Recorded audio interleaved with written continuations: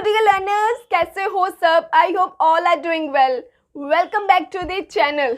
तो हम लोग कर रहे हैं फैक्ट्रीज एक्ट। आज उसका एक और न्यू टॉपिक करने जा रहे हैं हम, प्रोविजंस रिगार्डिंग हयाडियस प्रोसेस।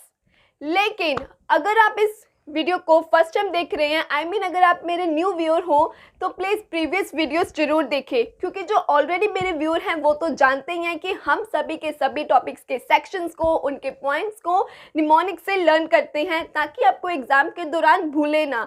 तो वो वीडियोस अगर आपने नहीं देखी तो उन्हें भी ज़रूर देखें, लिंक आपको डिस्क्रिप्शन में मिल जाएगा। तो चलिए हमारा आज का टॉपिक शुरू करते हैं। हयाडियस प्रोसेस। जब हम लोगों ने इंपॉर्टेंट डेफिनेशंस करी थी इस एक्ट में, तब मैंने आपको बताया था कि हयाडियस प्रोसेस क्या होता है।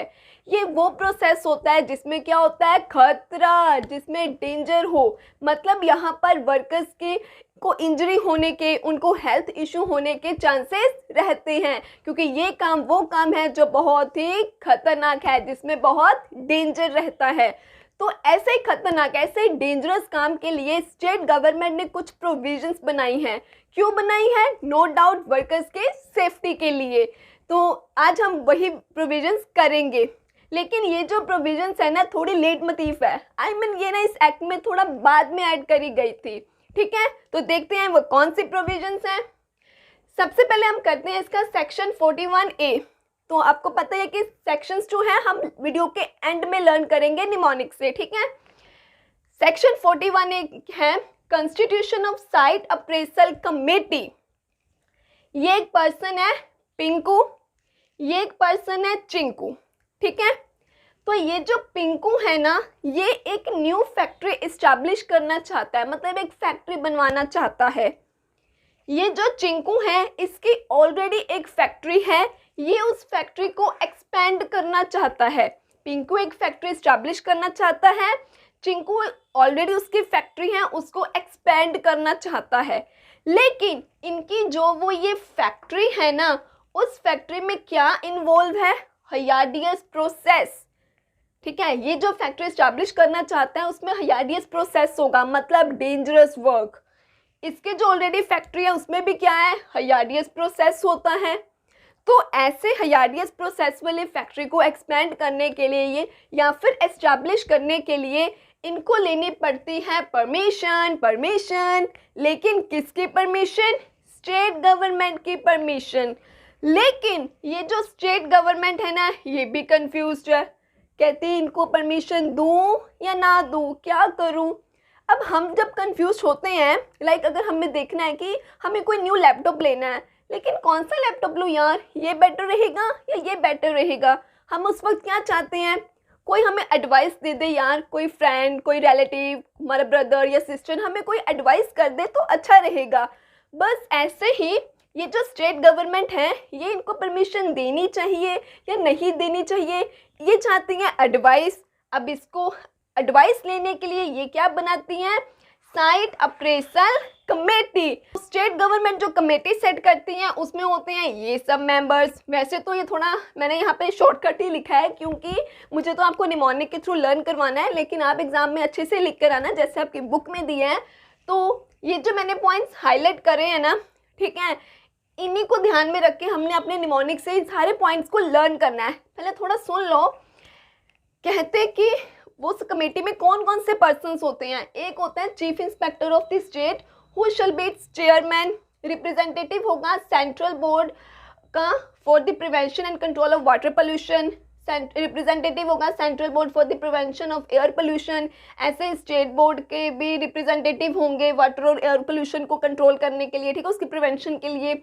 एक बंदा होगा डिपार्टमेंट ऑफ एनवायरनमेंट से, एक होगा meteorological department of government of India से, एक्सपर्ट होगा हेल्थ का, टाउन प्लानिंग डिपार्टमेंट से होगा एक रिप्रेजेंटेटिव, साइंटिस्ट होगा जिसके पास स्पेशलाइज्ड नॉलेज होगी, लोकल अथॉरिटी का बंदा भी एक रिप्रेजेंटेटिव होगा। लोकल अथॉरिटी बोले तो वो जिसके जुरिस्डिक्शन में क्या है, आपकी फैक्ट्री सेट करी, अब एस्टैब्लिश करने जा रहे हो, ठीक है। और 3 मेंबर्स जो गवर्नमेंट के अकॉर्डिंगली फिट है इस कमेटी में। हमें तो अब करना है निमोनिक से लर्न, हल्का फुल्का आपको पता लग गया कौन कौन से मेंबर्स होते हैं, ठीक है। अब हम करने जा रहे हैं इसको निमोनिक से लर्न। तो सुनो, एक चीफ इंस्पेक्टर है जो आएगा टाउन में और उसके आवभगत कौन करेंगे? सीबीएसई और स्टेट बोर्ड के स्टूडेंट्स। तो इसके लिए टीचर्स ने क्या करा है, 3 डिपार्टमेंट साइंस, आर्ट्स और कॉमर्स, तीनों डिपार्टमेंट के एक एक स्टूडेंट को सिलेक्ट कर लिया, दोनों स्कूल्स ने, सीबीएसई वाले ने भी और स्टेट बोर्ड वाले ने भी। मतलब टोटल सीबीएसई का भी 3 स्टूडेंट्स हो गए और स्टेट बोर्ड के भी हो गए 3 स्टूडेंट्स। क्लियर? अब इसको सुनो और आप पॉइंट्स लर्न करो। कहते टाउन में आया एक चीफ इंस्पेक्टर, तो बोले फटाफट से प्रिंसिपल जल्दी से चेयर लेके आओ, जल्दी से चेयर लेके आओ, चीफ इंस्पेक्टर जाइए, उनको बिठाना है। तो जो सेंट्रल बोर्ड के स्टूडेंट्स थे ना, 3 स्टूडेंट्स थे, सेंट्रल बोर्ड के 3 स्टूडेंट्स फटाफट उनके लिए पानी लेकर आए। क्या लेकर आए? सेंट्रल बोर्ड मतलब सीबीएसई बोर्ड के स्टूडेंट्स, 3 स्टूडेंट्स फटाफट से उनके लिए क्या लेकर आए? वाटर लेकर आए। फिर वो बच्चे सीबीएसई के और तेजी से भागे, फटाफट वो 3 बच्चों ने ना उनकी एयर का, मतलब गर्मी बहुत थी तो उनके लिए ना फटाफट से एयर कूलर का भी अरेंज कर दिया, उनके पास एयर कूलर भी रख दिया। अब देखो सेंट्रल बोर्ड के बच्चे फटाफट आगे निकल गए, सेंट्रल बोर्ड के बच्चे तो ले आए, उनके लिए वाटर भी ले आए तीनों बच्चे और एयर भी ले आए। ठीक है, तो स्टेट बोर्ड के जो टीचर थी ना, वो कहती देख लो वो सीबीएसई स्कूल के बच्चे ले भी गए और तुम अभी तक पीछे रह गए हो। वैसे तो 3 स्टूडेंट थे, अब इनके साथ इनकी टीचर भी भागी, ये 4 हो गए टोटल। फटाफट भागी वो भी पानी लेकर गई चीफ इंस्पेक्टर के लिए, लीजिए हमारी तरफ से भी पानी लीजिए। फिर प्रिंसिपल सर कहते हैं अरे अभी तक सिर्फ पानी देकर आए हो। ये 3 + 4 थे, 3 स्टूडेंट्स और एक टीचर थी। अब इनके साथ इनके एक प्रिंसिपल सर भी जुड़ गए, अब ये टोटल 5 जाने हो गए। ये मिलकर फटाफट अपनी तरफ से भी एयर कूलर उनके लिए लेकर गए, कहते हमने भी एयर का अरेंज किया आपके लिए। ठीक है, फिर वो जो चीफ इंस्पेक्टर थे कहते अरे इतना क्या कर रहे हो, इधर भी एक एयर कूलर रख दिया, एक इधर भी रख दिया। अरे भाई पहले से इन्वायरमेंट बहुत अच्छा है, ठंडा ठंडा है। कहते हैं आपकी आयु भगत होगी। तो अब मैं कुछ बोलूं? तो चीफ इंस्पेक्टर बोला आपके टाउन में, आपके स्टेट में हम क्या मेट्रो का अरेंजमेंट करेंगे, यहाँ पे मेट्रो चलेगी। और तो और कहते हैं हेल्थ की ऑक्यूपेशन भी बढ़ेगी, यहाँ पर हम हेल्थ एक्सपर्टाइज भी अरेंज करेंगे। कहते हमने पूरी प्लानिंग करके आए हैं कि आपके टाउन के लिए हम अच्छे से प्लानिंग करके आए हैं, यहाँ पे मेट्रो भी होगी, अच्छी हेल्थ फैसिलिटीज़ भी होगी, हर एक के पास यहाँ पर स्पेशलाइज्ड नॉलेज होगी। कहता आप ना अब जो भी सारी फैसिलिटीज़ हैं अपने लोकल ही आप लोगों को मिल जाएगी। अब आपको अच्छी हेल्थ फैसिलिटी के लिए, स्पेशलिस्ट नॉलेज लेने के लिए कहते हैं आपको कहीं दूर नहीं जाना पड़ेगा, आपको विद इन लोकल अपने एरिया में अब सब मिलेगा। ठीक है, तो ये सुनकर जो तीनों बच्चे थे जो स्कूल्स के है ना, तीनों बच्चे खुश हो गए, अरे वाह हमारे टाउन में अब क्या डेवलप होगा, हमारे टाउन में भी सारी फैसिलिटीज़ होंगी। ठीक है, तो इस निमोनिक से आपको अभी याद रह जाएंगे कि ये पॉइंट्स हैं जो हमने क्या एग्जाम में लिखने हैं। एक बात और, मैं यहाँ पर सीबीएसई स्कूल के स्टूडेंट्स को कुछ ज़्यादा आगे नहीं बोल रही है, स्टेट बोर्ड वाले को कुछ पीछे नहीं बोल रही। ठीक है, तो सब बच्चे जिस बोर्ड में पढ़े सब एक अच्छे ही होते हैं, सब इंटेलिजेंट ही होते हैं। ठीक है, मैं खुद स्टेट और सीबीएसई दोनों ही स्कूल्स में पढ़ी हूँ, तो दोनों ही अच्छे हैं भाई। ठीक है, तो ये तो सिर्फ निमोनिक बनाने के लिए ऐसे बोला था, दिल पे मत लेना बात। तो ठीक है, अब इस निमोनिक से आपको याद हो जाएंगे सारे पॉइंट्स, आई होप लर्न हो भी गए होंगे। अब करते हैं बात कि ये कमेटी एक्चुअली एडवाइस कैसे करेगी। क्या ये कमेटी ऐसे बोल देगी गवर्नमेंट जी मेरे को लगता है चिंकू को परमिशन दे देनी चाहिए, दे दो, मेरे को लगता है पिंकू को नहीं देनी चाहिए, मेरा दिल नहीं करता इसको परमिशन देने का, रहने दो। नहीं, ऐसा नहीं, ये जो कमेटी है ना ये प्रॉपर एग्जामिन करेगी, इसके पास ये भी पावर है। मान लो चिंकू क्या चाहता था, एक्सपेंड करना चाहता था अपनी फैक्ट्री को। ठीक है, तो ये जो कमेटी है ना ये उसके फैक्ट्री में जाके प्रॉपर एग्जामिन कर सकती है, पावर है कि किसी भी फैक्ट्री में काम करने वाले वर्कर से पूछ सकती है, कुछ भी तहकीकात करनी है वो कर सकती है। ठीक है, और अब ये भी नहीं है, ये कमेटी को पता चला कि चिंकू जो एप्लीकेंट है, मतलब उसने एप्लीकेशन दे दी कि मुझे परमिशन दे दीजिए कि मैं फैक्ट्री एक्सपेंड करना चाहता हूँ। अब ऐसा नहीं होगा कि कमेटी कहती अच्छा आ गई एप्लीकेशन, अरे आराम करने दो, इतनी गर्मी है, 3-4 महीने बाद देख लेंगे, कर लेंगे इंक्वायरी। नहीं, ऐसा नहीं कर सकती ये कमेटी। क्यों? क्योंकि ये जो चिंकू था इसने आज वो एप्लीकेशन दे दी, तो जिस दिन एप्लीकेशन मिली उस दिन से लेकर 90 दिनों के विद इन क्या है इसको सारा ये बताना है कमेटी को, स्टेट गवर्नमेंट को एडवाइस करनी है कि परमिशन देनी चाहिए या नहीं देनी चाहिए। ठीक है, समझ में आ गई बात। 90 डेज के अंदर क्या ये सारी इंक्वायरी करके बता देगी स्टेट गवर्नमेंट को। अब मान लो स्टेट गवर्नमेंट ने दे दी परमिशन चिंकू को, तो अब चिंकू को अलग से, जब उसको एक बार स्टेट गवर्नमेंट ने परमिशन दे दी है तो इसको अलग से कहीं और जाकर अपनी फैक्ट्री के लिए परमिशन लेने की ज़रूरत नहीं पड़ेगी। लाइक अलग से वाटर बोर्ड से या एयर बोर्ड के से इनको परमिशन लेके आने की जरूरत नहीं पड़ेगी। स्टेट गवर्नमेंट ने परमिशन ग्रांट कर दी, दैट मीन्स ओके, अब ये अपनी फैक्ट्री एक्सपैंड कर सकता है। तो ये था सेक्शन 41A। अब बात करते हैं अगले सेक्शन की। तो नेक्स्ट सेक्शन है हमारा section 41B, compulsory disclosure of information by the occupier. तो ऑक्यूपायर कौन है? ये चिंकू कौन है? ऑक्यूपायर है फैक्ट्री का। इसकी फैक्ट्री कौन सी है जिसमें क्या इन्वॉल्व है? हजार्डियस प्रोसेस, मतलब डेंजर इन्वॉल्व है। तो ये कहता है यार मेरी फैक्ट्री का प्रोसेस है डेंजरस। एक काम करता हूँ, मैं पहले ही बता देता हूँ कि कौन कौन सा डेंजर इस प्रोसेस में इन्वॉल्व है। तो इसने क्या करा, इसके फैक्ट्री में ये काम करने वाले वर्कर्स को, चीफ इंस्पेक्टर को, लोकल अथॉरिटी बोले तो जिसकी जुरिस्डिक्शन में इसकी फैक्ट्री एस्टैब्लिश है, इसके साथ साथ ये सभी जनरल पब्लिक इन विसिनिटी, मतलब वो लोग जो इसकी फैक्ट्री के आसपास रहते हैं, इन सबको इसने क्या करा, बता दिया कि ये डेंजर जो है हो सकता है, ये डेंजर हो सकता है हमारे प्रोसेस के दौरान। फिर इसने सोचा ये तो मैंने बता दिया कि क्या क्या डेंजर होने के चांसेस हैं। कहता इससे पहले क्या मुझे सब ये पूछने आए, फिर तुमने सेफ्टी मेजर्स क्या लेके रखे हैं। एक काम करता हूँ, इसने क्या करा, एक डिटेल पॉलिसी बनाई रिटर्न में, जो इसने किसको इंटीमेट करी, चीफ इंस्पेक्टर को और लोकल अथॉरिटी को। इस पॉलिसी में इसने सारा मेंशन कर दिया कि ये हमारा हजार्डियस प्रोसेस है, ऐसा ऐसा डेंजर हो सकता है, उसके रिगार्डिंग मैंने ये मेजर्स मैं अडॉप्ट कर रहा हूँ ताकि वर्कर्स को कोई हेल्थ इशू ना हो, उनको कोई इंजरी ना हो, उनकी सेफ्टी के लिए ये मेजर्स मैं ले रहा हूँ। अगर मान लो इसको कभी कोई और मेजर अडॉप्ट करना पड़ा या कुछ भी पॉलिसी में चेंज करना पड़ा तो वो क्या है, चीफ इंस्पेक्टर और लोकल अथॉरिटी को बता देगा। फिर इसने सोचा ये भी हो गया, बता दिया ये खतरा है, खतरे के रिगार्डिंग क्या मेजर्स लेऊंगा, सब कुछ कहता है एक डिटेल पॉलिसी में मैंने बता दिया। फिर ये कहता यार अब फैक्ट्री से देखो क्या निकलता है, वेस्ट निकलता है।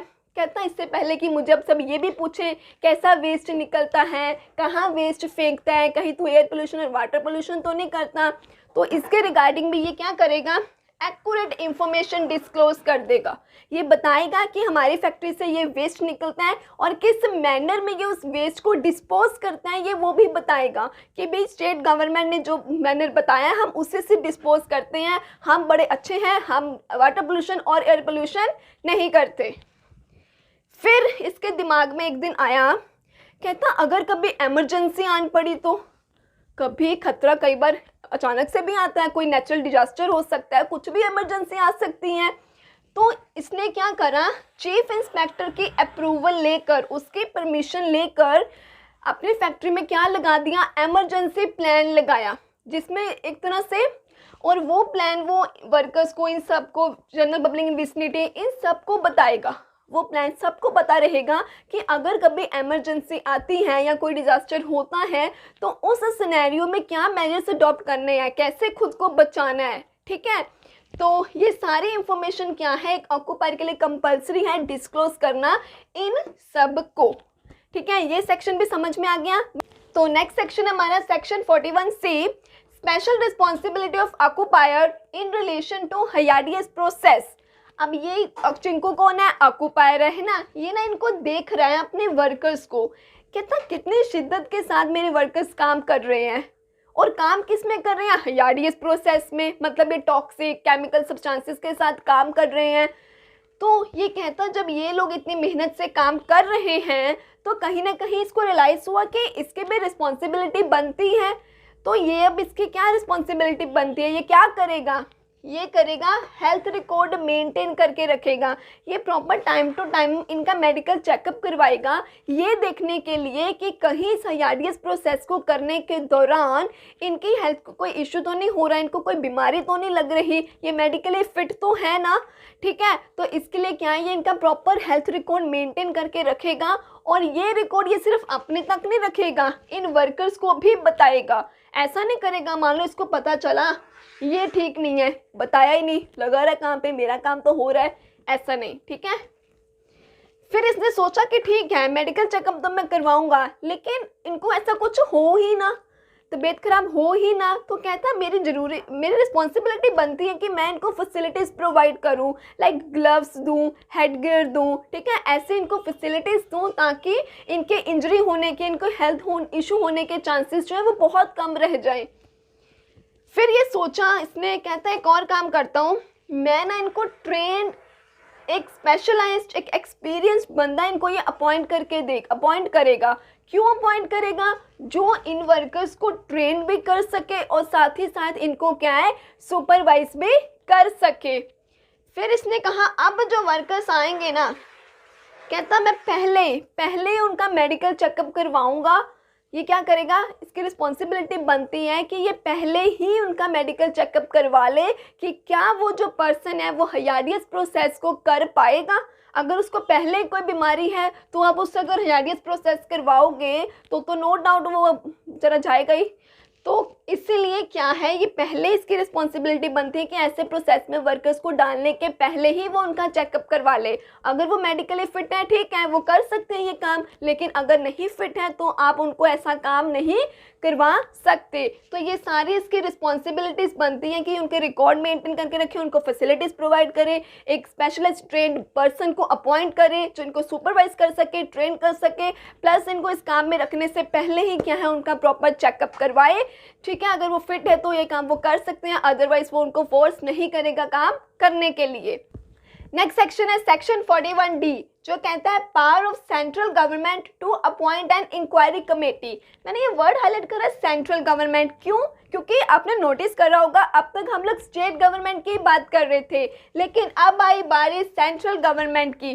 तो कहते हैं यहाँ पर सेंट्रल गवर्नमेंट के पास ये पावर होती है कि वो इंक्वायरी कमेटी को अपॉइंट कर सकती है, लेकिन सेंट्रल गवर्नमेंट इस कमेटी को अपॉइंट करती क्यों है?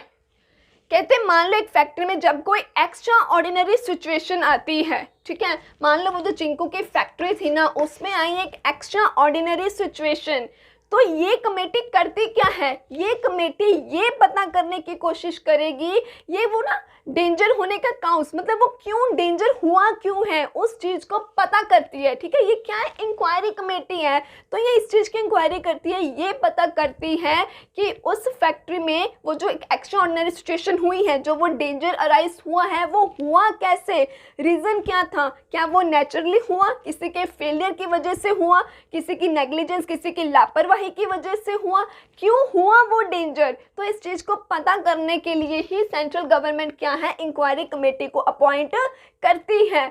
और ये जो कमेटी होती है ये एडवाइजरी इन नेचर होती है, मतलब ये एडवाइस देती है, कोई फाइनल डिसीजन नहीं लेती खुद से, ठीक है। नेक्स्ट है सेक्शन 41E, एमरजेंसी स्टैंडर्ड। अब यहाँ पे फिर से सेंट्रल गवर्नमेंट आई, एमरजेंसी स्टैंडर्ड।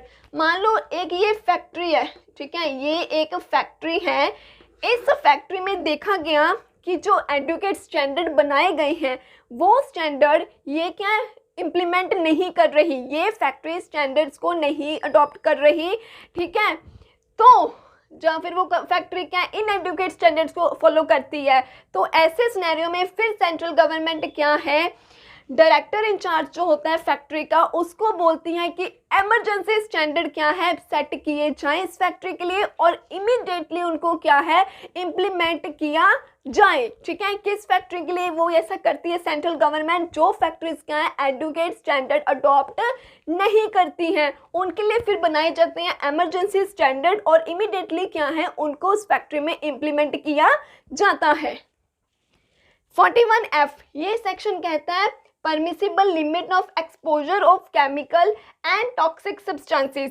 कहते हैं स्केड्यूल 2 में केमिकल एंड टॉक्सिक सब्सटेंसेस की लिमिट सेट करी गई है, उस लिमिट में उतनी लिमिट के ही आप क्या इसको यूज़ करते हो, लेकिन सेंट्रल गवर्नमेंट के पास ये पावर है कि उसकी लिमिट को अगर बढ़ाना है या घटाना है तो वो कौन कर सकता है, सेंट्रल गवर्नमेंट कर सकती है।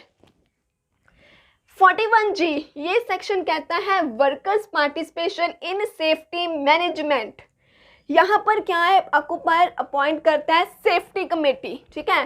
सेंट्रल गवर्नमेंट ने इंक्वायरी कमेटी सेट करी, स्टेट गवर्नमेंट ने साइट अप्रेजल कमेटी सेट करी। ऑक्यूपायर कहता है कोई कमेटी मुझे भी सेट कर लेने दो तो वो पॉइंट करता है सेफ्टी कमेटी।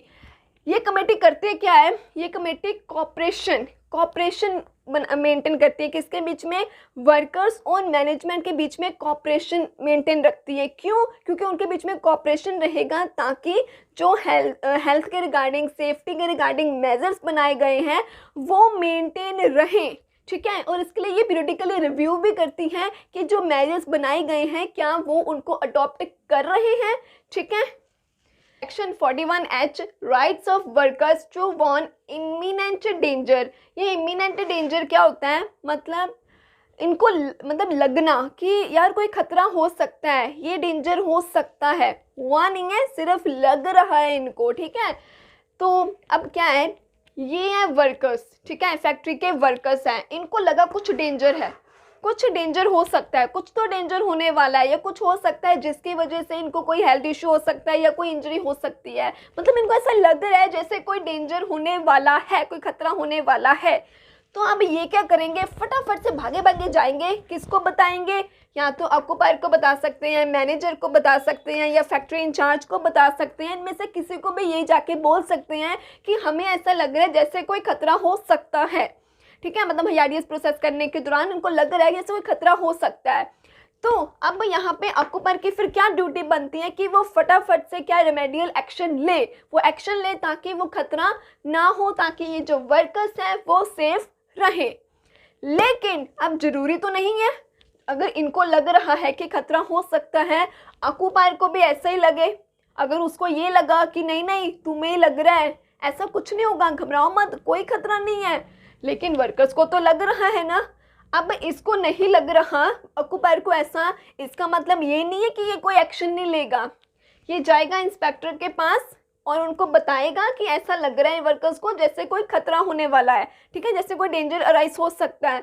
लेकिन ये कहता, ऑक्यूपायर कहता मेरे को लेकिन ऐसा लगता नहीं है, अब क्या किया जाए, वर्कर्स कहते हैं कोई डेंजर हो सकता है, मेरे को लगता है, ऑक्यूपायर कहता कि ऐसा नहीं हो सकता। तो ये इसलिए चीफ इंस्पेक्टर के पास जाएगा। अब जो चीफ इंस्पेक्टर है ना, वो जो डिसीजन लेगा उसका डिसीजन ही क्या है, फाइनल माना जाएगा। कि हमारे आज के पॉइंट्स जो हमने समझे हैं, अब टर्न है इनको लर्न करने की। तो ऑलमोस्ट सबका फेवरेट शो रहता है तारक मेहता का उल्टा चश्मा, तो उसे शो के एग्जाम्पल से ही हम लोग ये सारे पॉइंट्स एंड सेक्शन आज लर्न करेंगे। तो चलिए अब इनको लर्न करते हैं।